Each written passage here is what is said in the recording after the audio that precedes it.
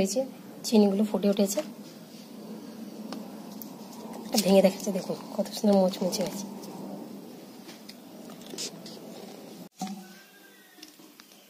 আজকে আমি চিনির বিস্কুট বানাবো। এই বাটির আমি 4 বাটি আটা নেব, নিচে 1 বাটি সুজি,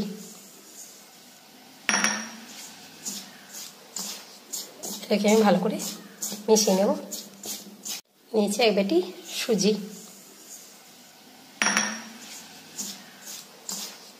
এটাকে আমি ভালো করে মিশিয়ে নেব। দেব 1 চুটকি লবণ,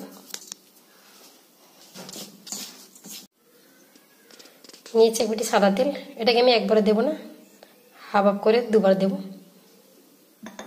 এটাকে ভালো করে ময়াম দিতে হবে। আর বাকি তেলটা আমি দিয়ে দেব। এখানে আপনারা ঘি দিতে পারেন, ঘিটা আমি 1 চামচ দেব।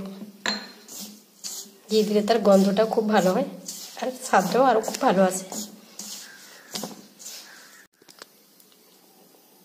দিচ্ছি 1 চামচ ঘি। ঘি দিয়ে এটা করতে পারলে খুব সুন্দর হয়। এটাকে আমি ভালো করে মিশিয়ে নেব। এবার আমি দিয়ে দিচ্ছি চিনি। চিনির দানাটা কিন্তু একটু বড় নিতে হবে। আমি 1 বাটি চিনি দিয়ে দিলাম। ভিতরে চিনির বিস্কুট, এটাকে আমি ভালো করে আবারও মাখিয়ে নেবো এর সঙ্গে। এটাকে অল্প অল্প জল দিয়ে একটা শক্ত ডো তৈরি করব। আর এটা মাখিয়ে কিন্তু রাখা যাবে না, সঙ্গে সঙ্গে ভেজে নিতে হবে। মাখিয়ে রেখে দিলে চিনিগুলো গলে যাবে। মাখানো হয়ে গেছে, এখন চিনিগুলো বোঝা যাচ্ছে। এটা আমার 2 বাটি জল লাগেনি, এটুকু বেঁচে গেছে। এটাকে আমি কিচেনের স্ল্যাবে নিয়ে আর একটু ভালো করে মাখিয়ে নেব। মাখতে মাখতে চিনিটাও আর একটুখানি গলে যাবে। তবে 2 বাটি জল লাগেনি, এটুকু বেঁচে গেছে। এটাকে আমি কিচেনের স্ল্যাবে নিয়ে আর একটু ভালো করে মাখিয়ে নেব। মাখতে মাখতে চিনিটাও আর একটুখানি গলে যাবে। তবে এটা বেশি সময় মাখাও যাবে না আর বেশি নরমও করা যাবে না। একে কিন্তু রেস্টে রাখা যাবে না, তাহলে পুরো চিনিটা গলে যাবে।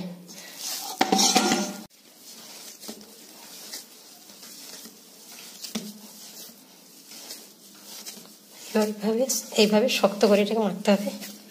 এটা থেকে আমি একটু নিয়ে নিয়েছি, এটাকে আমি সাইডে সরিয়ে রাখবো। এটাকে হাত দিয়ে একটু এইভাবে প্রেস করে নেব প্রথমটা। তারপর আমি একটা বেলনির সাহায্যে এটাকে বেলে নিয়েছি। এবার আমি ছুরির সাহায্যে কেটে নেব।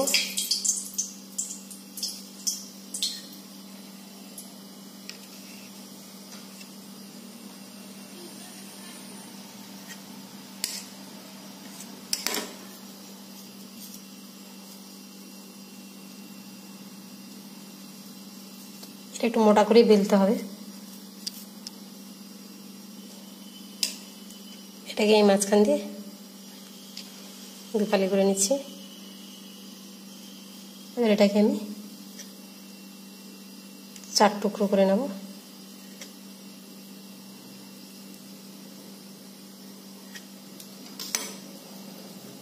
দেখুন এইভাবে মোটা রাখতে হবে, এটাকে পাতলা করা যাবে না। এবার আমি এটাকে সাইড থেকে একটু চেপে চেপে একটা ডিজাইন করে দিচ্ছি। এইভাবে একটু প্রেস করে দিতে হবে।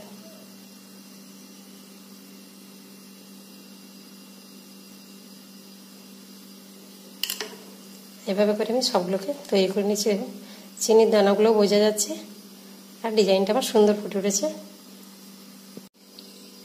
আমি অনেকগুলো তৈরি করে নিয়েছি। তেলটা আমি গরম করতে বসিয়ে দিয়েছি। তেলটা কিন্তু খুব বেশি গরম হয়নি, হালকা গরম আছে। এটা খুব বেশি গরম অবস্থায় দেওয়া যাবে না, তাহলে ভেতর থেকে কাঁচা থেকে যাবে। এভাবে করে আমি একটা একটা দিয়ে দিচ্ছি। বিস্কুটটা 1 পিঠ হয়ে গেছে, উল্টে দিয়েছি। দেখুন কয়েকটা আমি ভেজে প্রথমে তুলে নিয়েছি। চিনিগুলো কত সুন্দর বোঝা যাচ্ছে, পরিষ্কার। আর এটা কিন্তু গরম অবস্থায় মুচমুচে হবে না, একটু সময় দিতে হবে। ঠান্ডা হলে একদম মুচমুচে হয়ে যাবে। কত সুন্দর হয়েছে, দেখুন কত সুন্দর ভাজা হয়েছে। দেখুন আমি তুলে দিচ্ছি। দেখুন বিস্কুটগুলো কত সুন্দর হয়েছে, চিনিগুলো ফুটে উঠেছে। ভেঙে দেখাচ্ছে, দেখুন কত সুন্দর মুচমুচে হয়েছে।